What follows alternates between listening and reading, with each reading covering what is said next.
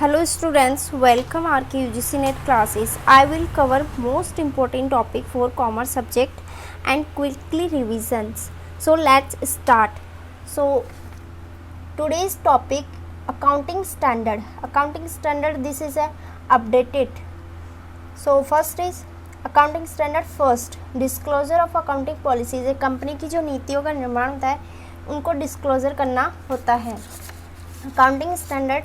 Second, valuation of inventories.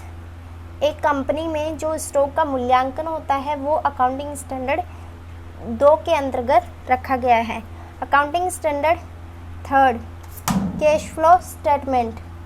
Cash flow statement means कहाँ से income generate हो रही है, कहाँ से आउटगोइंग हो रहा है. सो इसमें एस अकाउंटिंग स्टैंडर्ड थर्ड में दर्शाया गया है. Accounting standard 4, contingency and event occurring after the balance sheet. एक after the balance sheet means balance sheet बनाने के बाद में अगर आपकी कोई इवेंट होता है तो वो अकाउंटिंग स्टैंडर्ड 4 में रखा गया है. अकाउंटिंग स्टैंडर्ड 5, नेट प्रॉफिट और loss for the period and accounting policies. Net profit, एक कंपनी के नेट प्रॉफिट एंड लॉस होता है वो अकाउंटिंग स्टैंडर्ड में 5 में रखा गया है. अकाउंटिंग स्टैंडर्ड यहाँ पे 6 पहले होता था लेकिन अब रिमूव कर दिया गया उसको. Accounting standard 7, construction contract. It means that कि आपके निर्माण कार्य के लिए जो लेखांकन होता है वो अकाउंटिंग स्टैंडर्ड 7 में होता है. अकाउंटिंग स्टैंडर्ड 8 पहले रिसर्च एंड डेवलपमेंट के लिए था तो वो भी रिमूव या रिवाइज कर दिया गया है.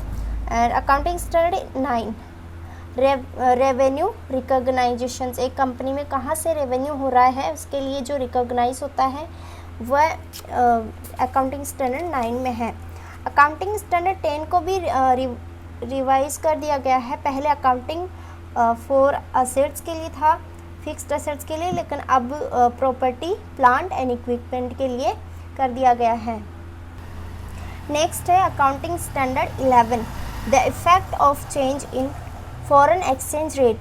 इट मीन्स दैट विदेशी विनिमय दरों में परिवर्तन आपका अकाउंटिंग स्टैंडर्ड 11 में है. Accounting standard 12, accounting for government grants, यानी कि सरकारी अनुदानों के लिए जो गवर्नमेंट ग्रांट होते हैं उनके लिए अकाउंटिंग स्टैंडर्ड 12 है. Accounting standard 13, accounting for investment, विनियोगों के लिए लेखांकन अकाउंटिंग स्टैंडर्ड 13 में रखा गया है. Accounting standard 14 is a very most important, amalgamation. आप जो आपके अलग से चैप्टर हैं वो अकाउंटिंग स्टैंडर्ड 14 में रखा गया है. अकाउंटिंग स्टैंडर्ड 15 आपका एम्प्लॉय बेनिफिट के लिए है. और accounting standard 16 borrowing cost. Accounting 17 है सेगमेंटिंग रिपोर्ट. अकाउंटिंग 18 है रिलेटेड पार्टी डिस्क्लोजर, संबंध पक्ष प्रकटीकरण. यह अकाउंटिंग स्टैंडर्ड 18 में है. Accounting standard 19 is a very most important.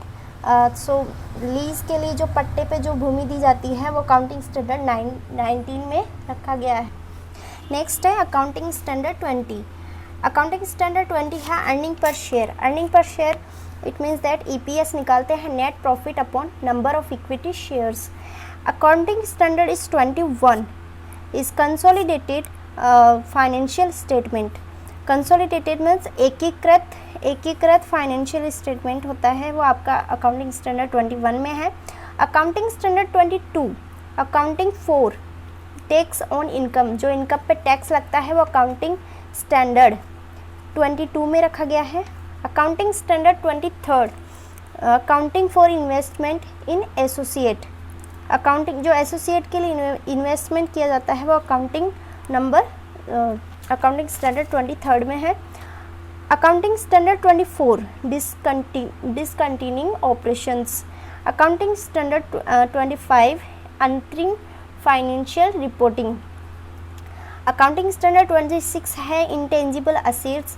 Accounting standard 27 है financial reporting for interim in joint venture.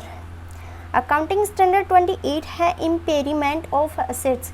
It means that जो हानि होती है संपत्तियों की वो अकाउंटिंग स्टैंडर्ड 28 में रखा गया है.